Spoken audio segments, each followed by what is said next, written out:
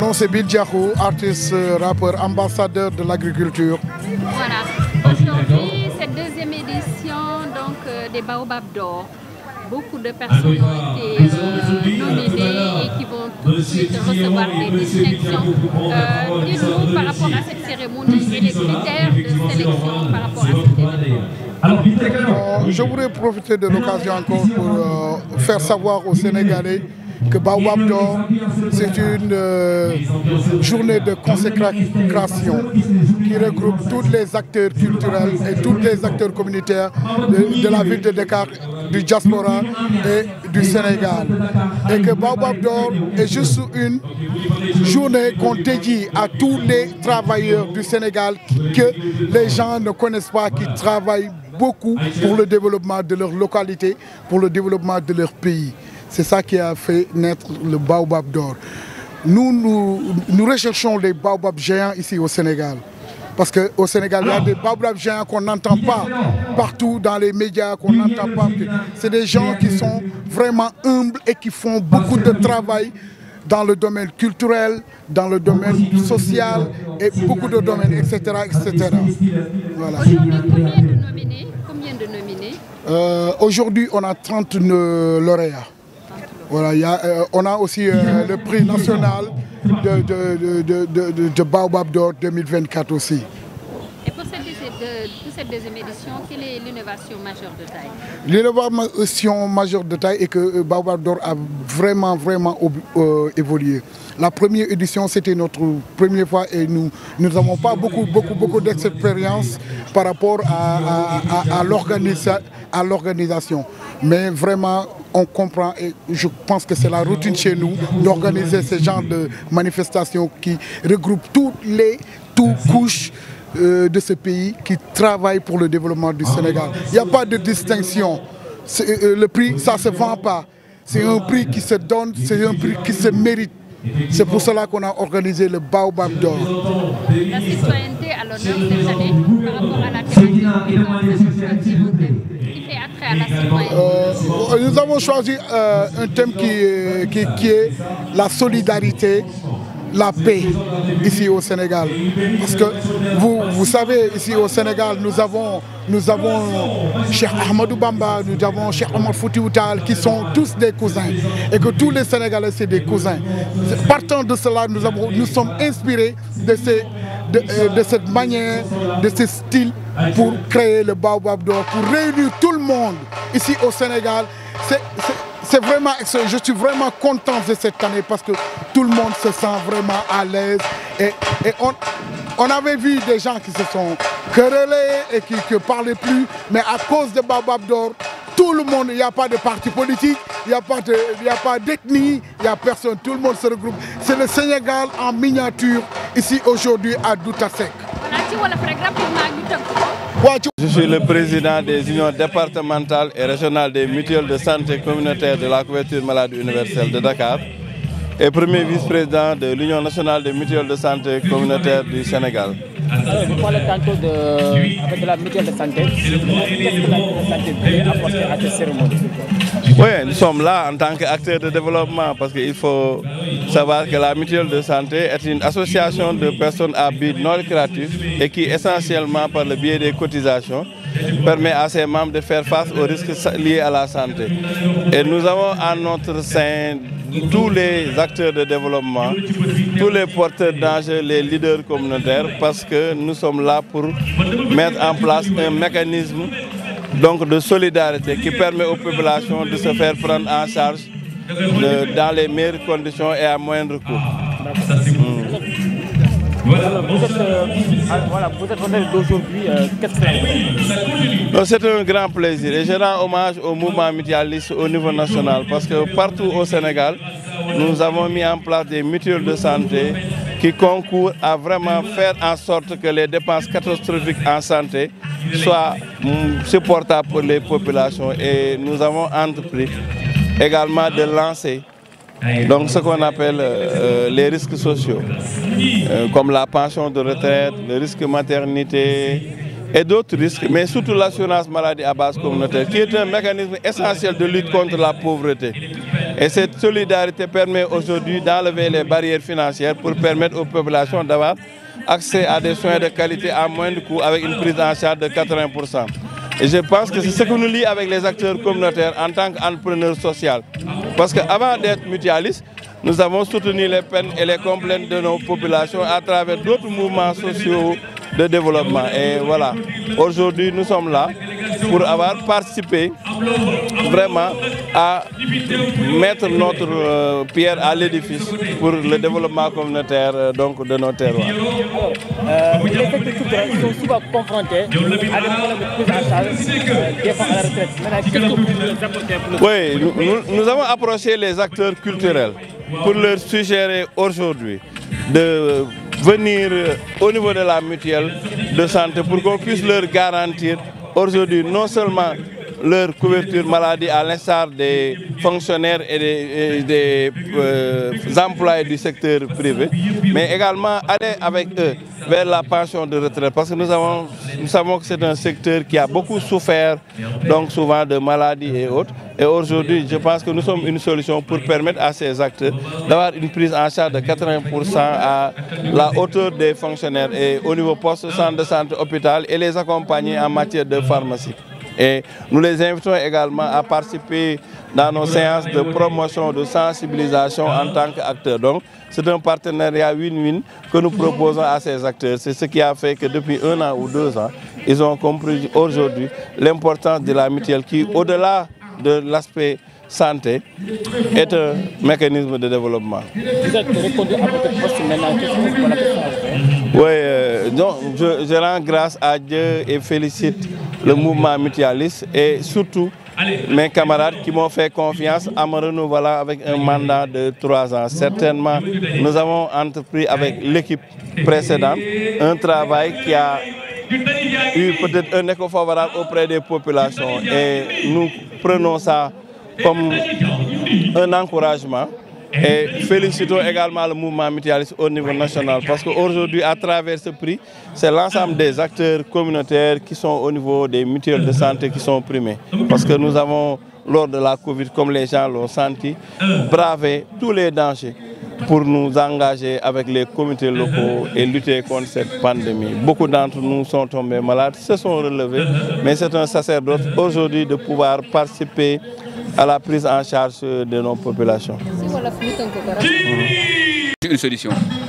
Moi, par exemple, qui me parle avec mon équipe, on a aidé beaucoup de jeunes et beaucoup de femmes. On a fait beaucoup de réalisations dans le domaine de la développement à travers le solaire, la transformation des produits locaux et la transformation des plastiques. On prend des jeunes, on leur demande de ramasser des plastiques, des sachets plastiques. Ces plastiques, on va faire une répartition par nomenclature. On va fondre cette plastique et utiliser des moules pour confectionner des chaises ou bien des tables. Bon, les chaises là en plastique, là, nous on les confectionne et on donne ça aux associations de femmes et des jeunes qui louent ça. Donc on a créé pas mal d'emplois à travers le recyclage et la transformation des produits et des jus locaux. Le Sénégal avait se préparé pour les élections présidentielles 2024. Quelle analyse faites-vous du processus? Bon, moi je salue déjà le parrainage. C'est un très bon élément. Mais au fait, c'est désolant quand même la manière dont c'est fait. Parce qu'au fait, aujourd'hui, moi, les candidats peut-être qui sont au devant, il y a certains, je ne parle pas qu'ils ne méritent pas. Mais quand on utilise par exemple un tirage au sort, là c'est le pari maintenant, ce n'est plus le mérite.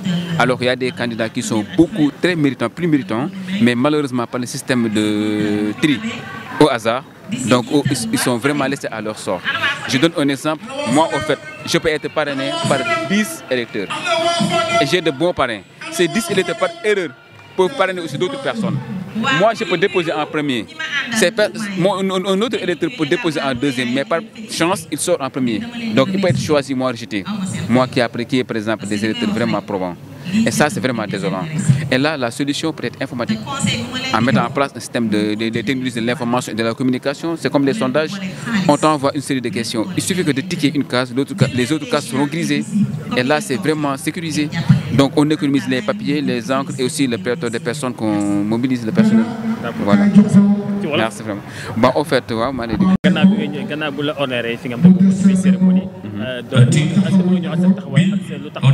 également en même temps. Bon, au fait, nous sommes des acteurs de développement. Di liggéey di bay suñu waar ba ay nit gis ñu vraiment loolu neex la ñu ne nag dañ leen primer na leen nominer jox leen encourager leen mu nekk initiative boo xam ne vraiment ñun kontaan nañ ci trop parce que tamit ngay liggéey di liggéey ba nit gis sa liggéey kontaan ci nominé la loolu sant yàlla rek la. yaa ngi koy wax sànq li nga xamante moom mooy les acteurs de la culture dañu am jafe-jafe pour mën a faj sax ba màgg sax da ngay am problème faju lan moo war a nekk solution bi. métier boo gis dafa war am ordre boo xoolee les médecins dañu am ordre avocats yi am nañ ordre seen métier xaaruñu état ñëw jàppale leen ñoom ñoo organiser wu état ñoo fekk si leen. donc tey culture bi tamit noonu lañ nar a def créer benn ordre de telle sorte que n'importe qui ne peut pas être journaliste n'importe qui aussi peut ne pas être vraiment di communiquer comme il veut da nga ko war a organiser assainir ko bu nga ko assainir nag léegi mettre en place un système de financement bu nga xamante ne des prises en charge boo feebaree dina la faj boo amee soxla ñu jàppale la mais da ngay gis benn artiste day solu di dox di saggu nga jàpp ne kii am na àdduna lu ci biir il suffit que mu feebar rek nga xam ne kii nekk dara nekk fa woon nag ñun boo xoolee suñu projet de petit développement mettre nañ en place système bu nga xamante ne ça permet de prendre en charge les artistes et les acteurs de la culture bu ñu feebaree ñu mën leen faju à plus de 50%. wàllum politique Sénégal ba ngeen élection présidentielle loo jàpp ne rek loo gisee bi processus. parrainage dama koy rafetlu parrainage lu baax la pour éviter le pléthore de candidats mais parrainage bi nu ko organiser Sénégal pour man comme course la rek faux départ bu amee da ko war a arrêté te ñëpp xam nañ parrainage pour man am na faux départ au lieu juristes yi ñëw di wax ñun nu ko defee si boppam man je ne le salue pas parce que aujourd'hui l'information moom mooy technologie de l'information et de la communication règle na déjà le problème mën nañu ko informatiser de telle sorte que bu ñu amee 1000 candidats il suffit que juste nga choisir benn candidat rek mënutoo choisir beneen candidat yow mii di candidat sax balaa nga dem élection di nga xam ne éligible nga ou pas donc l'informatique. waaw teewaay bi li ko waral mooy Nabou Seynabou Ka mi nga xam ne moo créé entreprise Nabou nekk Canada di xeex vraiment pour le savoir-faire local sénégalais di xeex pour le consommer local sénégalais ak surtout vendre la destination Sénégal. def benn liggéey bu am solo ci wàllum dugub mooy mil bi waaw di ko promotionner fu nekk ci Canada fu nekk ñun fu ñu dem rek fekk nañ ko fa muy wax ci mil ñun xamuñu woon ne sax 2023 moo doon l'année du mil waaw décrété par l'ONU donc ci moom lañ ko xamee muy organiser ay brunch ay séances d'éducation di xeex vraiment pour que sénégalais yi africains yi àdduna bi sax xam bienfait yu nekk ci mil boobu noonu. donc mu liggéey ci lu am solo donc bi ñu woowee ne comme te nekku fi bëggoon nañu représenter ko pour récupérer prix bi c'est vraiment un honneur waaw avant tout et looloo tax tamit ñu sawar ci ñëw teewee ñu. macha allah c'est une super belle initiative parce que tey comme ni ñu ko waxee les géants invisibles xam nga tey y en a que pour les artistes les sportifs les lutteurs les footballeurs xam nga les acteurs les célébrités mais am na ñoo xam ne ñu ngi ci développement comme Nabou comme ñi nga xam ne tey jox nañ leen prix fii di liggéey lu am solo di suqali Sénégal di suqali koom-koomu Sénégal donc tey consacré benn journée bu mel nii jox leen prix màggal seen ay liggéey c'est vraiment quelque chose d'extraordinaire et c'est l'occasion de féliciter Bill Diakhou Titi Yoro lii mooy wane ne hip hop encore une fois boo ci nekkee day nekk sur l'essentiel et dañ koy rafetlu vraiment di rafetlu initiative. mais dañu gis ne généralement les rappeurs yi wala ñu nekk ci mouvement hip hop bi souvent ñu ñëpp ñu ngi def mutation ci genre yi mel ni événementiel ak mel noonu mais loolu est-ce que vous fragiliser après mouvement bi aussi. non parce que c'est une continuité xam nga ku xam mouvement hip hop. c'est un levier pour lépp luy positivité lépp luy powerness lépp li nga xam ne tey dafa am benn système bu fi nekk pour enfuir ko maa ngi la koy wax léegi tey am na looy def ci toj-toj yaay yor buzz bi yow la ñuy taal fu nekk mais ñi nga xam ne ñu ngi ci suuf di liggéey di suqali koom-koomu Sénégal on leur prête pas assez attention tey ay acteurs du hip hop ñëw teg benn initiative bu mel nii ak seen staff yëpp seen équipe yëpp pour wane tey ces géants invisibles loolu continuité hip hop la ku xam hip hop xam ne hip hop lii mooy soubassement affaire bi du ay bége foo fecc tëb dal et cetera non dépassé na loolu c'est comment être utile à ta communauté et tey ce qui est fait là c'est vraiment non seulement utile à la communauté utile au développement du Sénégal utile pour l'économie du Sénégal ak yeneen donc màggal ko la et dire vraiment chapeau à ces deux géants aussi du hip-hop sénégalais. Nouvelle dans la chose politique, teintée de vérité dans le développement. Le renouveau de Dakar et du Sénégal passera forcément par des approches du genre. Une politique dans la sincérité, dans le respect, dans le nawlante. Je lui ai donné cette poignée de main pour symboliser le renouveau à Dakar. Politique qui deug, politique qui yiw, politique qui djub. Et il l'incarne aux parcelles comme nous l'incarnons au plateau, ensemble pour un meilleur Dakar. Merci beaucoup. Merci beaucoup. Merci. Merci Joe. Merci. Va droit au cœur. Fais tout ñu gis. Non, il n'y a pas de go. Un mot pour lui. Bon, effectivement, je sens beaucoup d'émotions en entendant un grand comme lui, un grand député, un véritable député du peuple, m'adresser ces mots d'encouragement et de reconnaissance. Ça nous pousse à en faire davantage, à ressentir une fierté de faire ce que nous sommes en train de faire. Et demain, je te promets grand, j'ai reçu une dose de motivation aujourd'hui et je suis sûr que ce qu'on est parvenu à faire en 2024, nous allons le doubler en 2023, nous allons le doubler, sinon le tripler en 2024. Maintenant, dans votre discours, j'ai senti une dose de sincérité. J'ai senti quelqu'un qui partage les mêmes valeurs que moi, les mêmes principes que moi, et qui les applique dans sa manière de faire de la politique. Et ça, c'est quelque chose quand même qui manque beaucoup chez les acteurs politiques. Heureusement qu'il y a toujours des gens comme lui qui, à chaque fois qu'ils sont à l'Assemblée nationale, représentent dignement non seulement leur parti, mais ils sont au service du peuple. Et c'est de ça dont on a véritablement besoin quand on choisit ou bien quand on porte des gens à l'Assemblée nationale. C'était mon combat, c'était mon discours. Et aujourd'hui, il me donne une dose de piqûre de motivation et je lui en suis véritablement reconnaissant. di wax rek ne grand bi man suma référence la. dafa nekk koo xamante ne il fait partie des rares députés yi may déglu parce que xam naa ne saa yu waxee rek luy jariñ askan bi la saa yu waxee pour intérêt population bi la. dafa am parti bu mu fay représenté mais contrairement aux autres yi nga xamante ne seen intérêt parti kese lañ fay taxawee moom day taxawul di porter suñu kàddu ñun ñi nga xamante ne tànk ñu à l'hémicycle kon grand xamal ne loo mu wax si lu baax rek si yow la nekk te xamal ne le renouveau de Dakar passera par nous jërë ngeen jëf. merci beaucoup. Merci beaucoup. di wax ne tey dañ fi teew parce que on a été choisi comme le premier prix national de l'engagement citoyen nga xamante ne Bill Diakhou ak Titi Yoro à travers seen organisation bi ñoom ñooy décerner chaque année depuis l'année dernière des prix pour encourager des jeunes yoo xamante ne ou bien des personnes yoo xamante ne amal nañ askan bi njariñ. C'est important.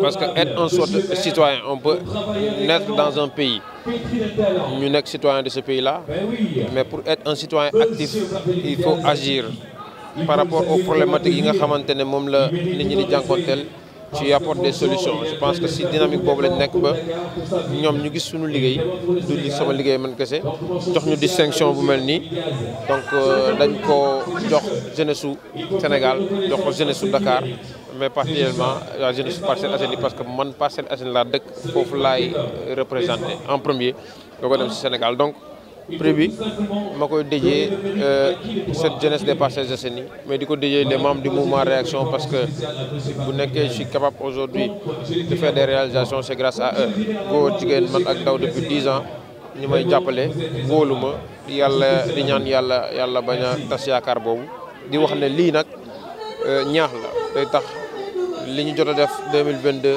wala 2012 ba léegi cette année ci ñu doublé ko parce que d'ailleurs c'est une autre motivation parce que dès demain on va commencer encore à perpétrer nos actions en offrant des lits d'accouchement au centre de santé Mame Abdou Aziz bi nga xamante ne Parcelles Assainies la parce que dañu jàpp ne jigéen bi wasine Parcelles Assainies gënul tuuti dignité kii wasine Plateau wala Point E bébé bi juddoo Parcelles Assainies dafa war a judd ci condition yi nga xamante ne bébé bi ju nekk Point E wala Plateau je prends des exemples comme ça moo tax lépp luñ ci mën bu ñu identifier que ne y a un manque de matériel du ñu xaar lépp de l'État du ñu xaar lépp de la mairie dañuy jéem a xool ñun en tant que mouvement bi nga xamante ne l'action sociale c'est le fondement de notre action politique ñu dem régler ko. Demain nous vous invitons c'est une première action ci année 2024 bi une action concrète parce que gars yi dañu war a bàyyi wax bi te def lu bëri parce que loolu mooy amal njariñ askan bi di remercier seen chaîne yi di remercier waa Mouvement Réaction di wax ne on se donne rendez-vous très prochainement pour élire le 5e président du Sénégal qui sera le fils des Parcelles Assainies qu'on a choisi pour ses compétences, pour son attitude, pour son parcours professionnel, pour son parcours dans l'administration, pour sa correction, pour li nga xamante ne moom lañ bokk muy le dénominateur commun muy les Parcelles Assainies et on va se battre pour qu'il soit le 5e président du Sénégal et ñu commencé gagner bi Parcelles Assainies. maa ngi koy dédié ce prix monsieur Amadou Ba yow laa dédié prix bi et c'est le début des victoires. Lii c'est la première victoire sur 2024. La première victoire c'était Modou Lo, le grand champion. Modou Lo aussi dédié naa ko ce prix Modou Lo moo ubbi année bi mu eggale ko le 25 incha allah Amadou Ba sera le 5e président du Sénégal. gis nañ nga ñëw tey ñu dese na la prix bi ñu gis nga maire bi taxaw nga saajal ko lan moo la forcé en tant que un jeune représentant Parcelles lan moo la motivé ba nga tegaw lu ñu mel. waaw xam nga man kenn xamul sama pap kenn xamul sama yaay samay rak ak sama mag politique ñu man la yàlla xiir si lii xaw ma lu tax ku nekk ak yàlla nu mu la bindee ku nekk ak sa destin ak sa destinée. J'étais pas prédestiné à être un acteur politique wallaay parce que bi ma nekkee université daaw mbokk si les trucs d'amical mais nag dafa am lu jot ci man muy yëg-yëg mu agir ba ma am 30 ans ma ne dama bëgg a nekk maire Parcelles Assainies parce que yéene bi ma si am ak bëgg-bëgg bi ma bëgg Parcelles Assainies ak compétence yi ma am au lieu ma koy jaay dans le privé war naa ko mën a teg au service de notre commune. am na ñu ma doon reetaan kii xamul boppam kii xale la mais à force de croire li nga xamante ne ay caaxaan la woon bi ñu ko jàppee te aujourd'hui c'est une réalité et il s'appelle Go Faye et il s'appelle le Mouvement Réaction et Inch'Allah je sens que en 2027 Inch'Allah yàlla dina def sunu mbëbët bi ñu am si Parcelles Assainies ñu toog si mairie bi te ñu def Parcelles Assainies mu mel ni Paris Inch'Allah waaw.